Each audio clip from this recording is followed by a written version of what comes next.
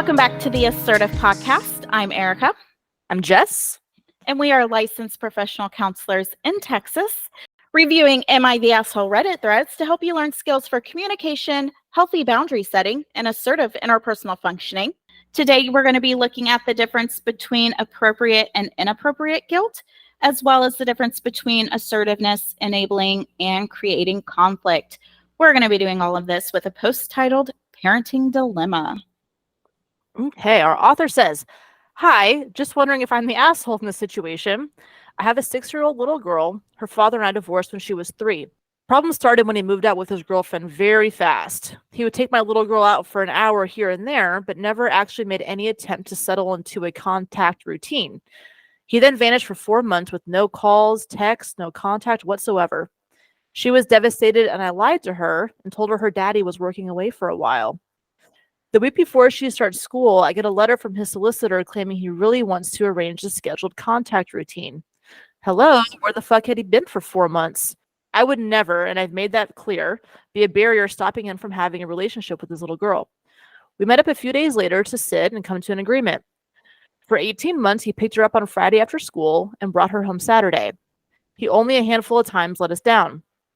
Skip to March 2020. He doesn't turn up on the first Friday after lockdown. I call him and he says he thinks it didn't apply with this lockdown. And I said the government's clearly said that co-parenting families can continue to send children between the two households. I also said that I expected some contact if you were unsure that we'd be continuing as normal.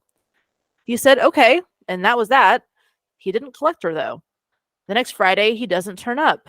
I call him again. His partner has symptoms. He's in the car. I ask him where he's going. He says he's going to work. I said, you can't. If your partner has symptoms, you must isolate too. He said he's exempt because he's a key worker. He got angry when I said, no, you are not exempt as a key worker. You still have to isolate. And he hung up. So that was the last time we had any contact with her father. He hasn't called. He hasn't texted. Nothing. My family are all in my ear asking why I'm not calling him. They're asking like I should be trying to get into contact with him so my daughter can see him. But in my eyes, I don't believe in begging him to be a father. I believe firmly I'm in the right, and it's up to him to grow up and get in touch and deal with his responsibilities, or just stay well away and leave her alone, because this is the second time he's done a vanishing act now. And if he's going to keep doing this, she's going to get hurt. She'll stop believing he's working away doing very important work soon. Am I the asshole for not trying to get in touch for her sake? Is my family right? This is a tough one. I know. Yeah, that is obviously messy. This one's a little bit old because it's talking about some point in COVID, but that was like right when it started, huh? I think it still brings up some good educational points, though.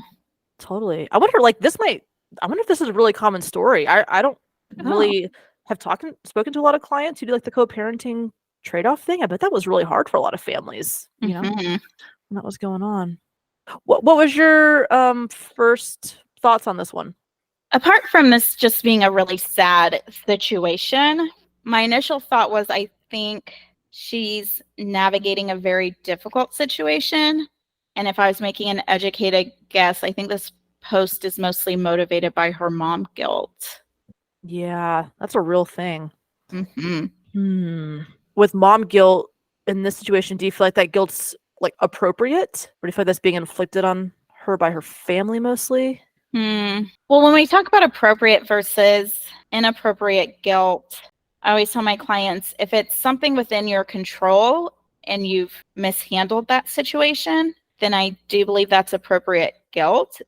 If it's outside of your control and it's just not going the way you want it to go and you're feeling guilty, that's inappropriate guilt. So this sounds like it'd be inappropriate guilt because he's just basically not behaving in a way that she would hope. Yeah. If she were my client, I would review appropriate versus inappropriate and say, do you feel there's more within your power to be done that still aligns with your value set? Because she's also saying, I don't feel like I should have to beg him to be a father. So maybe doing additional touch points with him would have her kind of crossing that line between value congruent behavior and value incongruent behavior. Yeah, I think you're right there. I think too, lots of times in a partnership, if one partner is not behaving in a way that the other person would prefer, I think it's really common for the family to kind of encourage, like, well, just nag them until they behave how you want them to behave. There's some exceptions to this, but I tell my clients, you get to tell somebody something once, and then past that, you're nagging. So if they forget, if you tell them once and they forget, there's going to be consequences for that. That's a feedback loop. You don't get to tell somebody something more than once. And so I think that the family, I'm sure, has some kind of perspective, like, well, if you just harass him enough, he'll react to you. And I think she's doing a good job at kind of staying in her lane of like, I'm not going to white knuckle this and try to control him into responding to me. Yeah. So I think that's where talk about that, like, inappropriate guilt, because she's trying not to manage the behavior of other people, which I think is respectable, because that could be really easy to do, to really kind of buff up big and white knuckle this. Yeah. And I think, to her point, this is not the first time he's done this. He vanished for 4 months before, and then he had like 18 months of fairly consistent behavior. But then at the first sign of a potential barrier, he disappears again. We don't necessarily know how much she put in effort that first time. She said, like, he wasn't returning calls or text. There was just no contact. So for her, it could easily seem like, well, I put in a lot of effort the first time. This is just now his behavioral pattern, and I can't stress out about trying to get in contact with him. She could have already been through this and kind of like learned what to expect. So she's like, that didn't work the first time. I'm not wasting my energy. Might have been what happens. Absolutely. Yeah. And it could be, that could easily, I think, get into line of like, learned helplessness is basically where you can't get out of a situation long enough, so you just stop trying because you assume the same outcome is going to happen. I think that could be part of that too, but I think here she's really just focusing on her like internal locus of control. I think one thing, if say hypothetically the first 4 months were really rough, she got this random letter from a lawyer, I would have taken him up, I think, on his offer to have more structure a little bit, because he has indicated that he's unpredictable and unreliable. So I think if he's the one pushing that, she's not creating barriers, but if he's offering that just as more structure, accountability, I think I would have maybe opened up the door to things like that. Yeah, I think I would have as well. And I think the fact that he showed up with a solicitor or a lawyer speaks to his level of awareness.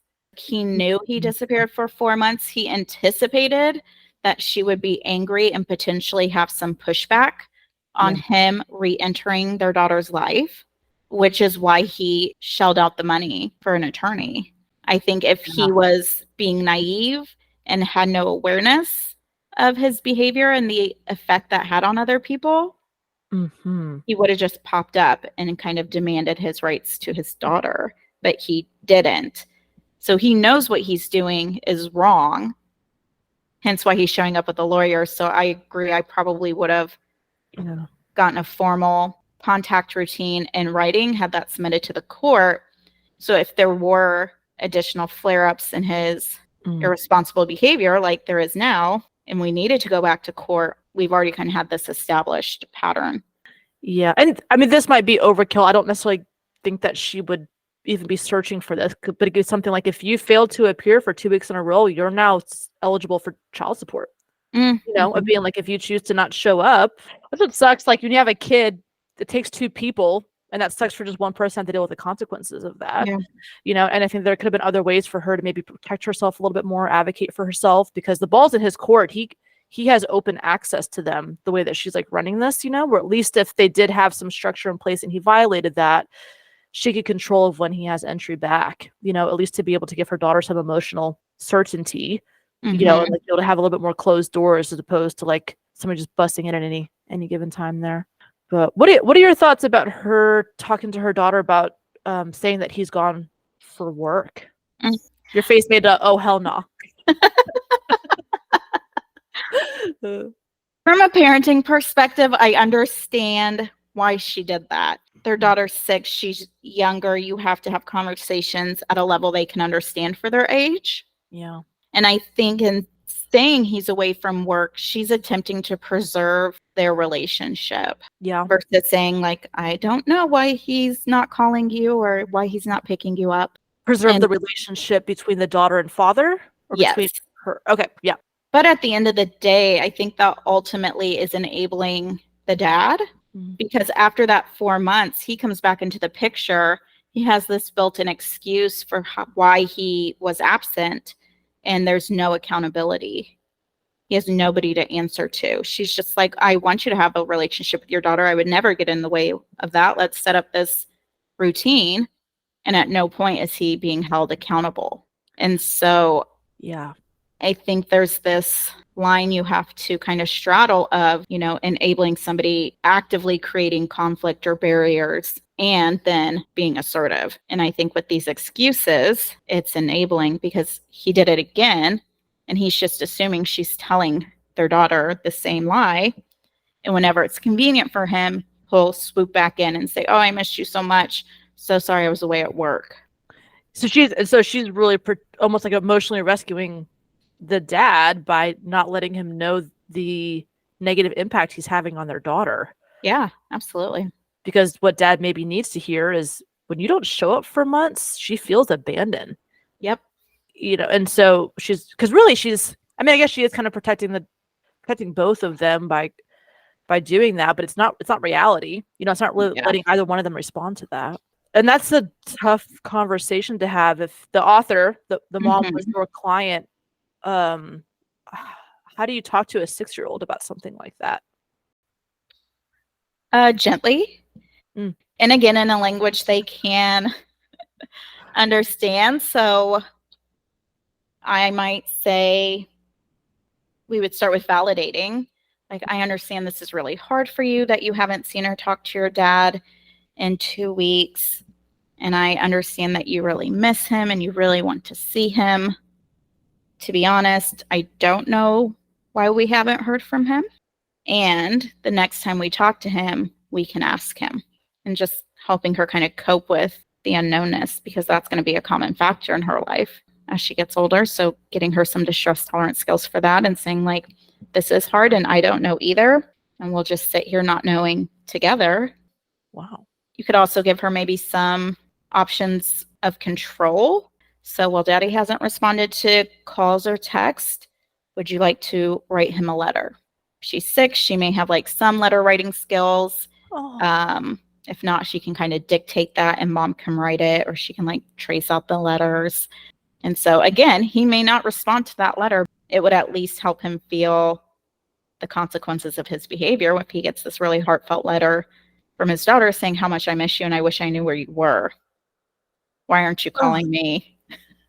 God. I'm just about to be like they're probably in like first grade, so probably just learning how to write. It would be like this really crude letter with all the back, it'll be backwards and sloppy and like, oh my gosh, how heartbreaking to read a kid's like emotional expression when they can barely write. That would be Maybe you're all like a hand turkey or some other picture with the family and daddy's gone. Maybe like art therapy and even. But I love that. I love the way that you suggested that, because I think that that's true. Mm-hmm. And to say I don't know is accurate. And also, this comes up a lot with divorced families. It's called parent alienation syndrome, where the parent will talk shit about the other parent to the children, and it puts the kids in a tough spot because they view their parents as equal parents, but it makes them generally kind of team up against one of the adults. And I think mom could have easily, even accurately, been like, he hasn't heard from me. Last I heard, his girlfriend, living in this new apartment and he abandoned us, whatever. She could have, and I think to say, I don't know.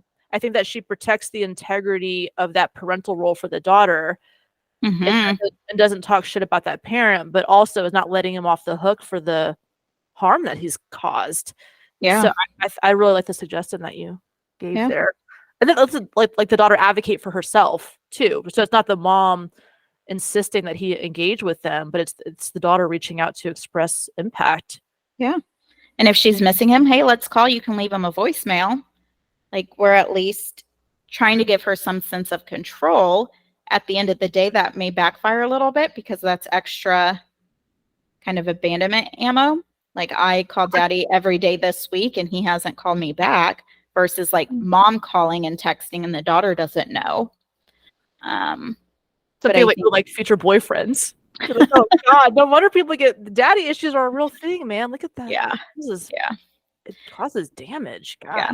So you do really have to kind of walk that line. And I think being assertive is just saying the truth and not doing parent alienation. I think enabling is lying to the daughter and creating this kind of alibi for dad. And I think if we were to go the parent alienation route, or even create more barriers for dad, that would be creating more conflict.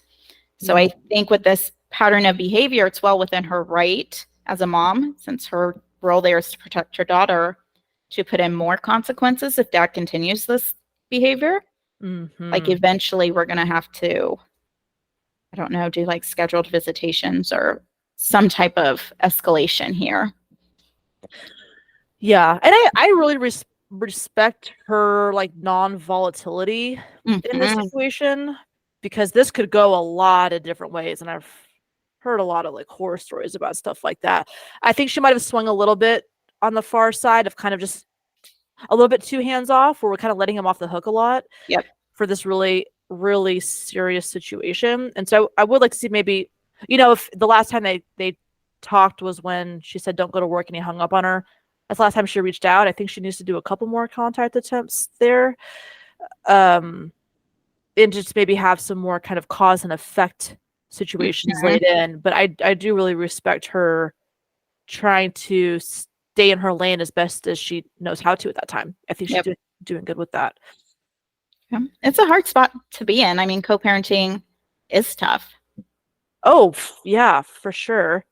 I mean, this dude could be dead of COVID. The last time it's like, hey, somebody I live with has this deadly contagious, that's March 2020. We didn't know what the hell was going on then. I didn't hear from him. I might be kind of concerned a little bit too of like, have we checked in with his family? Is he still, I mean, he could have lost his job. He could be dealing with a dead partner. He could be homeless. Who freaking knows what could have happened out of that too, so I think there may a little bit more of just curiosity. I would have liked to see a bit. I mean, that's, who knows, he's probably well and fine, but and I'm guessing because this isn't the first time, she probably didn't go to worst case scenario, but I do agree, because of the external factors here of COVID, hopefully she at least did some additional checkpoints of, is he at least alive? But I think even if your partner was really ill and in the hospital, like, you are a parent, you at least have to communicate to the other parent what's happening. For sure. Even if all those emergencies went on, doesn't justify his AWOL-ness. Yes. The only one that really justifies that is death, because at that point you cannot. Or if you're like so sick, you're in the hospital. And right. Aside from that, you have access to a phone. It's March of 2020, right? We have ways of connecting. Yes. Yeah. And I'm sure, maybe you want to go visit people and stuff. But did your parents ever have conversations like that with you, where they let you know the uncertainty and anxiety of life, and like you got to learn how to like deal with that? Because I feel like every parent, and like, they like, the urge to protect your kid is so strong, and I think like protecting and implies a sense of sheltering, right? Because there's a sense of like a barrier to the elements of like being able to seal away the outside. But I think that can create an adult with very low distress tolerance, because there's muscles that they never had to work. So like, I think a client, it might feel really hard for them, because it might feel like they're inflicting some kind of harm because they're letting their kid experience hurt. How would you talk a mom through that, of like letting their kid be hurt and not rescuing them from that, while still giving them means to cope? I have probably a few ways I would maybe present this to them. And to be honest, I would probably give them all at once. So the first would be saying, like, think back to your childhood and all of like the uncertainty. And you knew something was going on, but nobody was talking about it, because most of us have had that type of experience, usually once, where you could tell something was up with the adults, but nobody's talking to the kids. Like, I bet that was really uncomfortable for you, and you really just needed someone to like acknowledge the elephant or acknowledge the tension, even if they didn't tell you what the adult problem was. You needed somebody to sit down and say, it's going to be okay. You're going to be okay. The other piece that I would probably frame this in is your job as a parent is to prepare your kid for an adult world without you. And there's going to be a lot of uncertainty in their adult life. And so now is the perfect time to slowly introduce them to this in an age-appropriate way and sit there with them and help them learn how to cope. So if it's talk to me about your feelings, now we're starting to name our emotions and they start to get a vocabulary for that. Like, what might be helpful? Do you want to take some deep breaths? Do you just want to read a book? Do you want to go play a game? Do you want to watch a movie? Do you need a hug? Now we're helping them identify like their emotional needs and how do we meet that? We're getting some like distraction tools. So it's not like, let's just have this conversation about unknowingness. And then just Good luck to you, child. Yeah, go outside and play with your friends. It's sitting with them in that, and you're going to have a much better equipped adult on your hand than the parent who is saying to their kid, like, this is grown folks' business. Go outside and play with your friends.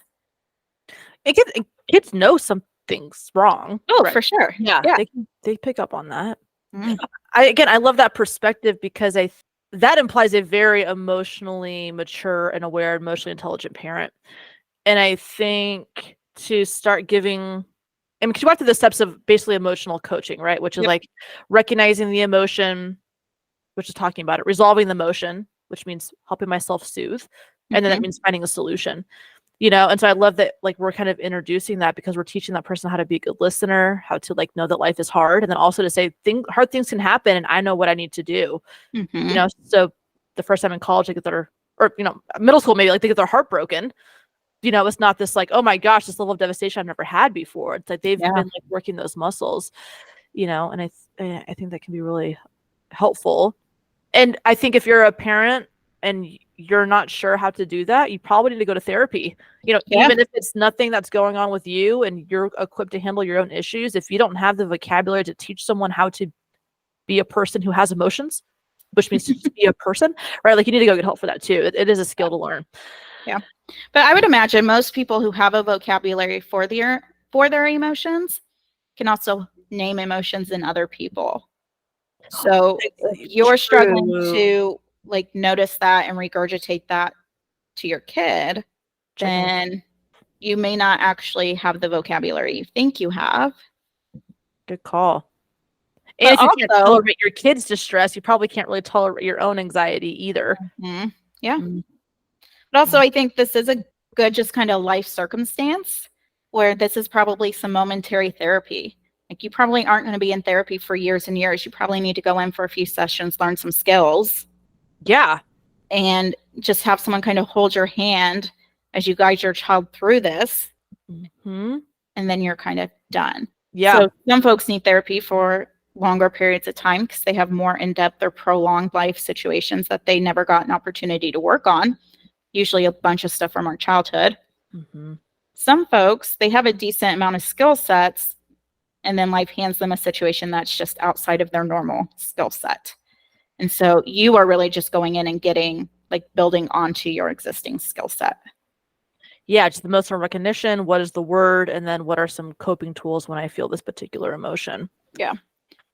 Yeah, I feel like 6 to 8 week, really like solution focused situation. I think you make a lot of progress in terms of like emotional intelligence. I think that's a teachable skill.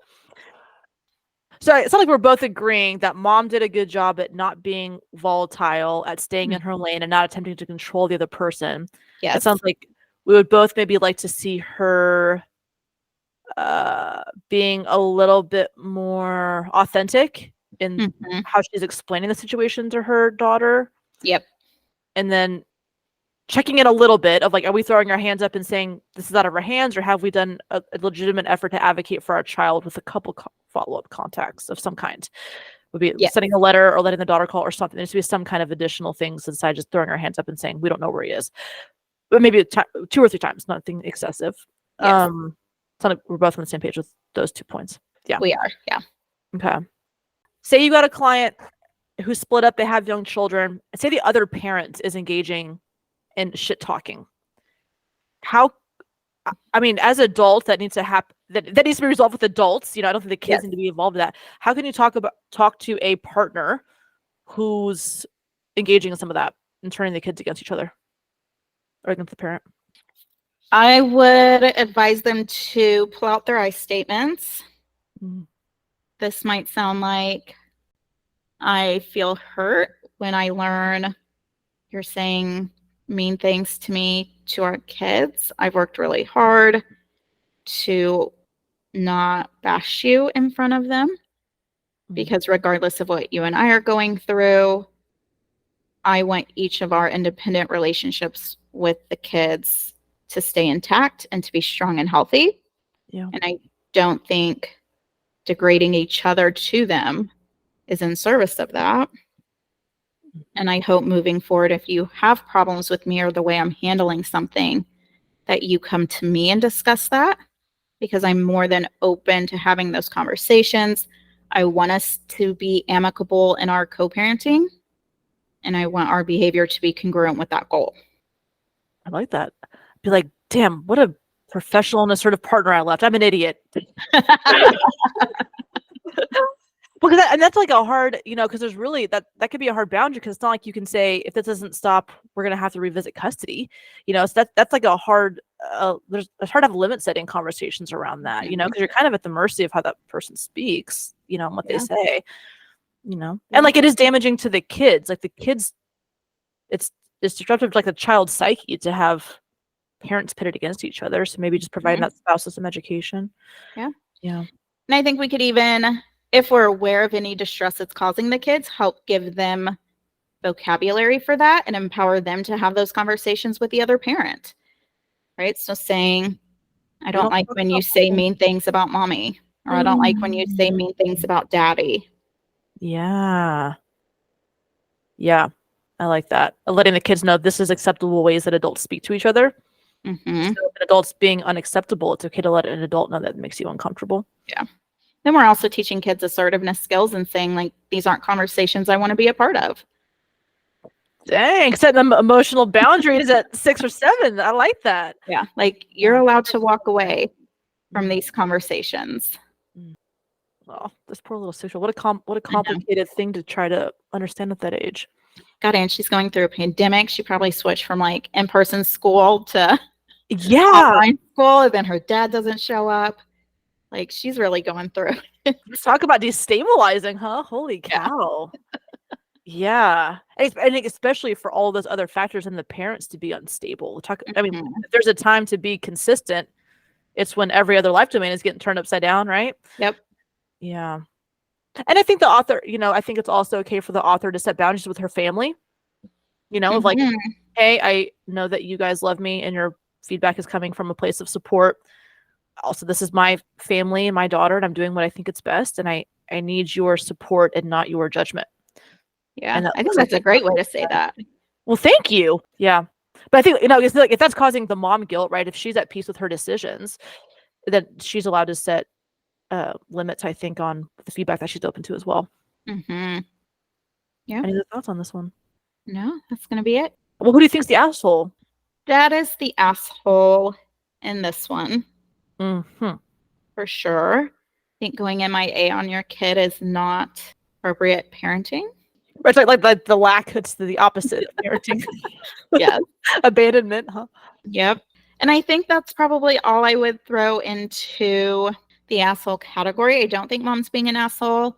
We obviously don't know how many contact attempts she's made with him, but if there wasn't anything after that hang up, we both agree like 1 or 2 more times is appropriate.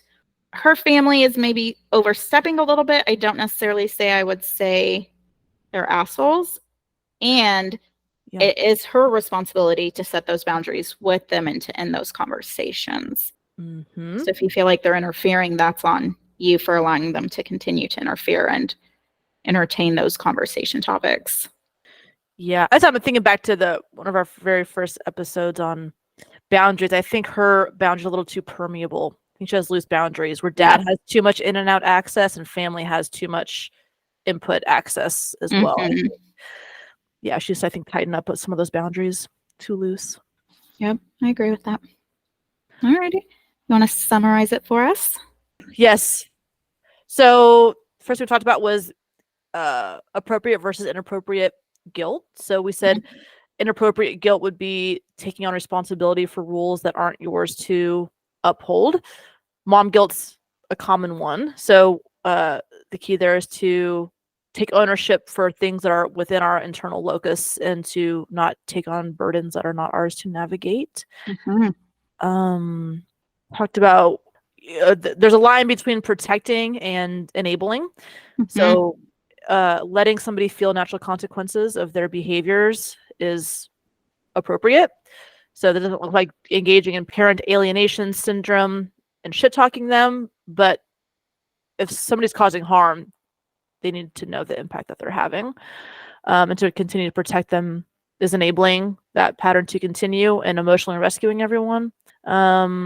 It's okay to tell kids that life is uncertain and things will happen outside of your control. And again, with that protecting, again, it's also kind to teach them how to respond in the world. So giving them tools early on to identify emotions, name them, come up with coping skills, and teaching them those options is a way to make a well-adjusted adult. What did I miss? Those were the main points. One thing that you said that I think is worth repeating is allowing yourself to tell somebody once, along with like the consequence of that request or not fulfilling that request. And then anything beyond that, we are moving into that nagging territory. Yeah. And loose boundaries. So if it's saying, hey, I need you to do this, otherwise, hey, I need you to take the meat out for dinner, otherwise we're not going to have any food. They don't do it. I'm not going to call you 5 times throughout the day to make sure you take it out. If it's not there, like, you're on your own for dinner. Figure out what you're eating.